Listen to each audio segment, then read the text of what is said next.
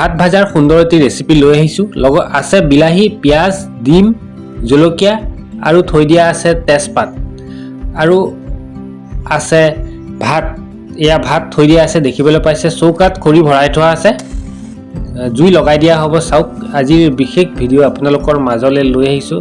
অকণমান কষ্ট কৰোঁ, খাবলৈ বিশেষকৈ সোৱাদ হ'ব, সেইবাবে ভাবিলোঁ জুইতে বনাওঁ, খাবলৈ সোৱাদ হয়, দেখিবলৈও ভাল লাগে, নহয় জানো?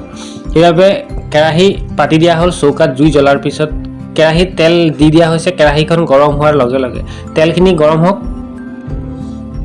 তেলখিনি গৰম হোৱাৰ লগে লগে দি দিয়া হ'ব বিলাহী, পিঁয়াজ, জলকীয়াখিনি সুন্দৰভাৱে কুটি লোৱা হৈছে। সুন্দৰভাৱে ভাজি ল'ব লাগিব পোনপ্ৰথমে। পুনৰবাৰ মা আছাম ভিডিঅ'লৈ আপোনালোকক স্বাগতম জনাইছোঁ।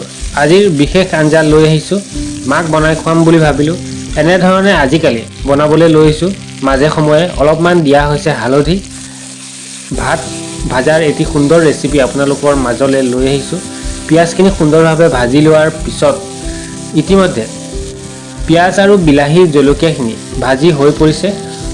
সম্পূৰ্ণভাৱে কাঢ়ি লোৱা হ'ব মিক্সি বাতিটোত। পিচিব লাগিব, মছলা এটা তৈয়াৰ কৰিব লাগিব। এনেধৰণে যদি মছলা বনাই ভজাৰ পিছত খাবলৈ বিশেষ সোৱাদ হয়, সেইবাবে এই ধৰণৰ পদ্ধতিত আজি মছলাটো তৈয়াৰ কৰি লওঁ। এয়া দেখিবলৈ পাইছে, ইতিমধ্যে মিক্সিত অন কৰি দিয়া হৈছে। ইতিমধ্যে পিচি হৈ পৰিল মছলাখিনি। চাব পাৰিছে কি সুন্দৰ কালাৰ আহি পৰিছে। কেৰাহীত তেল দি দিয়া হৈছে, তেজপাত দি দিয়া হ'ল। তেল গৰম হোৱাৰ লগে লগে কেৰাহীখন গৰম হৈ আছিলে, সেইবাবে তেজপাত দি দিয়া হৈছে। লগতে দিয়া হৈছে সোৱাদ অনুসৰি অকণমান নিমখ, আৰু বিশেষ নিমখ ব্যৱহাৰ কৰা নহয়। আজিৰ ভিডিঅ' আপোনালোকৰ মাজলৈ এনেকেই লৈ আহিছোঁ। দি দিয়া হৈছে তেলতে ডিম দুটা ভাঙি থোৱা আছিলে, দি দিয়া হৈছে। সুন্দৰভাৱে লৰাই লোৱা হ'ব, যিহেতু ভাত ভাজিব লাগিব, ডিমৰ সৈতে বনোৱা হ'ব। এনেধৰণে বনাই থকা হৈছে, আপোনালোককো দেখুৱাবলৈ চেষ্টা কৰিছোঁ। জুইত বনাইছোঁ, জুইত বনালে খাবলৈ সোৱাদ হয়, সেইবাবে ভাবিলোঁ জুইতে বনোৱা হওক, আপোনালোকক দেখুৱাওঁ বুলি ভাবিলোঁ। এনেধৰণে ভাত ভাজিবৰ বাবে প্ৰস্তুতি চলাই আছোঁ। আৰু মছলাখিনি দি দিয়া হৈছে কেৰাহীখনত। সুন্দৰভাৱে মছলা আৰু ডিমটো ভাজি ল'ব লাগিব পোনপ্ৰথমে। অলপমান ভজাৰ পিছতহে খাবলৈ সোৱাদ আহিব।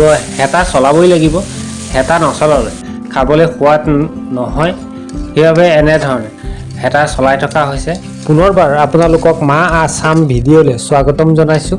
অকণমান মছলাটো টেষ্ট কৰি চাই নিমখ কম পালোঁ, সেইবাবে আকৌ এবাৰ নিমখ দি দিলোঁ। ভাতখিনিও দি দিয়া হৈছে মছলাটোতে। আজিৰ ভাত ভাজাৰ ভিডিঅ'টো এনেধৰণে বনাই আছোঁ। কেনে লাগিছে কমেণ্টত জনাবলৈ নাপাহৰিব। ইতিমধ্যে ভাত ভাজি থকা হৈছে, 15-20 মিনিটমান ভাজি থকা হৈছে। যিহেতু ভজাৰ পিছতহে সুন্দৰ এটা টেষ্ট আহি পৰে। কালাৰ চব হালধীয়া হৈ পৰিছে একদম। ভাত ইতিমধ্যে ভাজি সম্পূৰ্ণ হৈ পৰিছে। কাঢ়ি লোৱা হৈছে ভাতসমূহ, ভাজি হৈ পৰিছে। গৰম গৰম খাবলৈ বিশেষ সোৱাদ হ'ব, নহয় জানো? আজিৰ ৰেচিপিটো কেনে লাগিল জনাবলৈ নাপাহৰিব। যিহেতু মাক বনাই খুৱাওঁ বুলি ভাবিলোঁ, আপোনালোককো দেখুৱালোঁ। কেনে লাগিল জনাবলৈ নাপাহৰিব।